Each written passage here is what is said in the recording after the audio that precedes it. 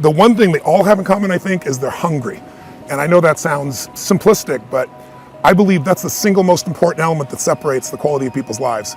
It's not just the ability to have hunger, but to sustain it. Hunger means that you want more. You want more of yourself. You want to make a bigger difference. You want to be a better parent. You want to do something more than there is today, and that you don't get satisfied. Most people start out with hunger at an early stage of life and they lose it. But the people that come to me are hungry either because something's happened, they've had a birthday with a 0 on it, they've gone through a divorce, they're starting a business and they know I've got to have a different level, or they're the best in the world and they're always looking for that edge that makes the difference. I think everybody is born with hunger. Like, there's a desire to grow, to expand, to learn, and then disappointment sets in early in life for most people.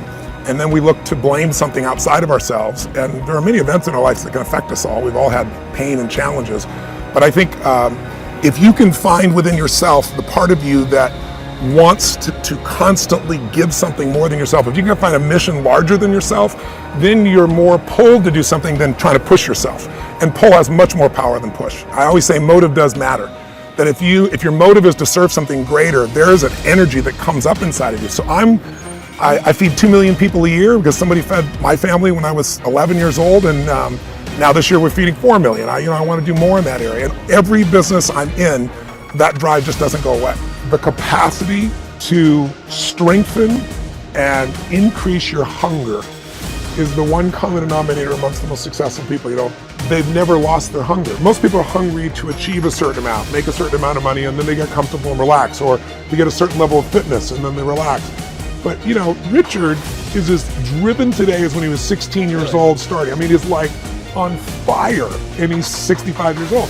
Warren Buffett is 85 years old. He's as driven today as when, he began the journey, right? I believe intelligence. I love people that are wickedly smart. And I work to be wickedly smart by educating and training myself and so forth, and training my brain. There's a lot of intelligent people who can't fight their way out of a paper bag, right? Hunger is the ultimate driver, because if you're hungry, you can get the strategy, you can get the answer. If you can't model it, you can find it. So hunger, modeling would be maybe the next best skill. Knowing that success leaves clues. The best way is get around where it's better and things will hit you. Who you spend time with is who you become. How bad do you want your goal right now? Do you want it as bad as breathing? Do you want it as bad as anything you ever wanted in your life? And if you calibrate it at the highest enough levels, what I found is the people that are the hungriest, they find a way. When you know why you want something, when it's desperation, the power of being desperate is something that most people avoid. They think desperation is a weakness. And I'm here to tell you, desperation is one of the most powerful emotions you could possibly possess, because when you're desperate, you find reserves and reservoirs of ideas, talents, and a strength that you don't know you have when you find yourself in a desperate situation.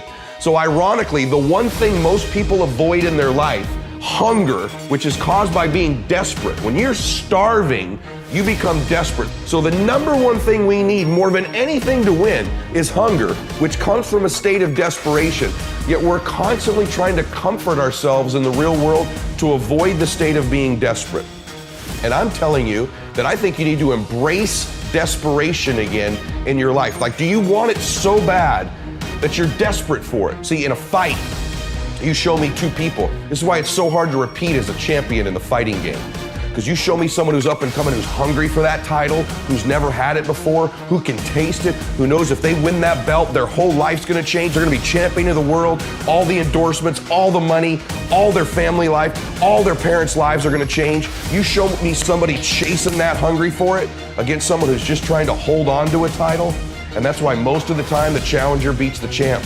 It's hard to repeat as a champion because the hunger goes down just a little bit. The greatest athletes, the Kobes, the Bradys, the Jordans of sports, have a way of feeding their hunger all the time and increasing it. What separates them isn't just their work ethic, isn't just their talent, although those things matter, isn't just they practice more. What separates them is they're just hungrier. They somehow find a way as they climb up the ranks and win championships to get even hungrier for more, where 99% of the athletes lose just a little bit of their edge once they get that first championship, that first pro contract, that first big amount of money, that first world championship. They just lose their hunger a little bit.